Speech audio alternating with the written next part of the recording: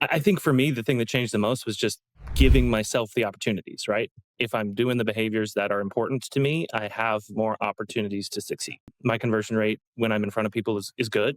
And so just, taking the leads that we had in the system, serving myself up the leads has been significant success happen,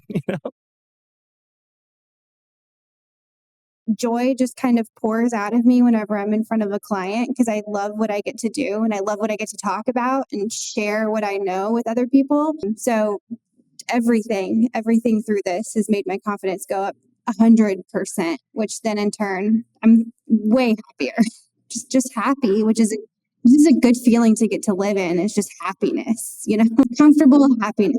One of the things that we say in day one is my goal is that you can make as much money as you want to make and have as much quality of life as you want to have. Like that you get to live your life. Doesn't mean you're not going to sacrifice and work hard and all those things, but that like you can do both and it feels really good. I love hearing that.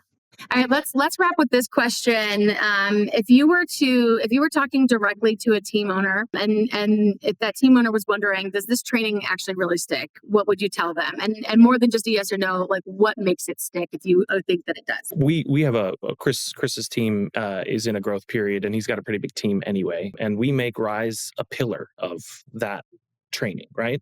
And I've been in this industry long enough that I know that the attrition rate is 9 out of 10, right? We're going to lose 10 people. With the exception of one person that we brought on in the last 6 months, everybody's still there, right? And so we're seeing, because a lot of times in real estate, it's here's the keys, drive the car. There's just not enough direction. And one of the things, like I said, that we want to focus on our team is training.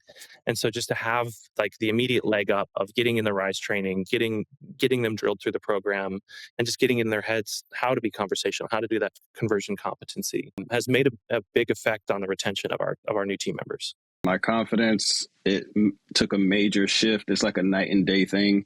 I went from like being the one guy that just sits in on all the meetings, being the sponge, absorbing everything, to being one of the mentors in the room and helping out the newer agents and everything. So like it's major change. It's been a great help. Conversion rate noticeably higher, 2-minute conversations happening more. Even when people tell me I'm not interested, it's like, oh, okay, we know how to get past that now and still get at least a conversation out of it.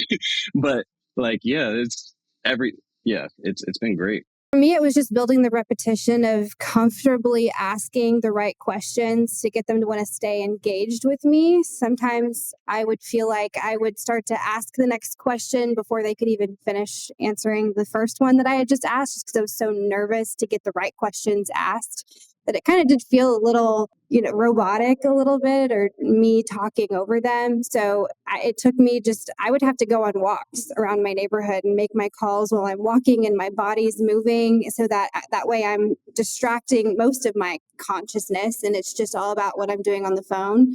And I kind of had to just give it up too and know that I was going to be awkward through some of it. And some of the leads, I started calling on the ones from like 4 years ago, right? That probably, maybe aren't 100% ready to go right now anyways. And it might be okay to work on, lots of repetition. I had to force repetition, really. It's the only way I could get it to where I allowed my brain to take in their response before asking the next good question.